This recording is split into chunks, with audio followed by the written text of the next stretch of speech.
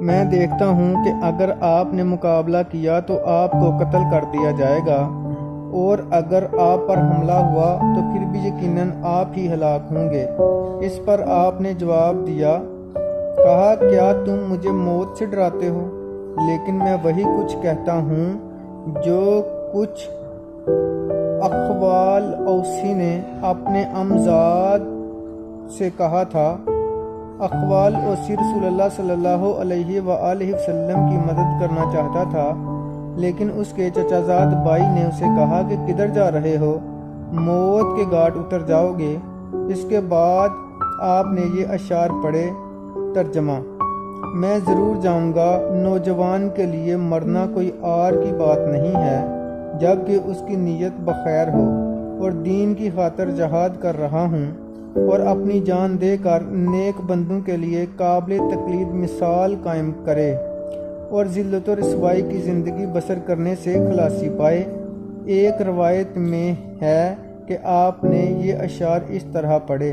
ترجمہ: میں ضرور جاؤں گا، اس شخص کے لیے موت عار نہیں ہے جو حق کا قصد کرے اور مجرمانہ زیادتی نہ کرے۔ اگر میرا مقدر موت ہے تو مجھے اس پر کوئی ندامت نہیں، اور اگر میں زندہ رہا تو پھر بھی کوئی غم نہیں۔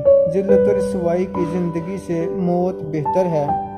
جب حر نے یہ اشعار سنے تو آپ سے علیحدہ ہو گئے اور اپنے اصحاب کے ہمراہ چلتے رہے، حتیٰ کہ مقام عذیب الحجانات پر پہنچ گئے۔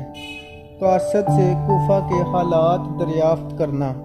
اسی اثناء میں 4 گھوڑے سوار جو کوفہ سے حضرت امام حسین کے پاس آ رہے تھے، نافع بن بلال اپنے گھوڑے، جسے الکامل کہا جاتا تھا، کہ پہلو بپہلو اپنے گھوڑوں کو سرپٹ دوڑاتے ہوئے نمودار ہوئے۔ ان کا رہنما الترماخ بن عدی ایک گھوڑے پر سوار یہ اشعار پڑھ رہا تھا۔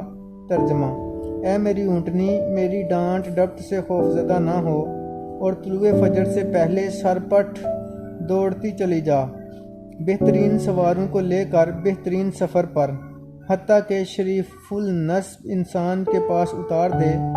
معزز، آزاد اور کشادہ صدر انسان کو اللہ تعالیٰ نے کام کے لیے لایا ہے۔ اللہ تعالیٰ اسے تا بقائے دہر سلامت رکھے۔ حر نے قاصدوں اور حضرت امام حسین کے درمیان مخل ہونے کا ارادہ کیا، لیکن آپ نے اسے ڈانٹ دیا۔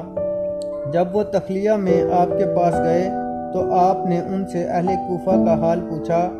مجمع بن عبداللہ عامری نے، جو کوفہ سے آنے والے قاصدوں میں سے ایک تھا، کہ اشراف تو آپ کی مخالفت پر متحد ہیں، کیونکہ بڑی بڑی رشوتیں دے کر ان کی تجوریاں بڑھ دی گئی ہیں، ان کی دوستیاں اور وفاداریاں بدل گئی ہیں، ان سب نے آپ کے خلاف ایکا کر لیا ہے۔ البتہ عوام الناس کے دل آپ کی طرف مائل ہیں، لیکن کل ان کی تلواریں بھی آپ کے خلاف سونتی ہوئی ہوں گی۔ اس کے بعد آپ نے ان سے پوچھا کہ کیا تمہیں میرے قاصد کا کوئی علم ہے؟ انہوں نے پوچھا کہ کون سا قاصد؟ آپ نے فرمایا کہ قیس بن مسہر سداوی۔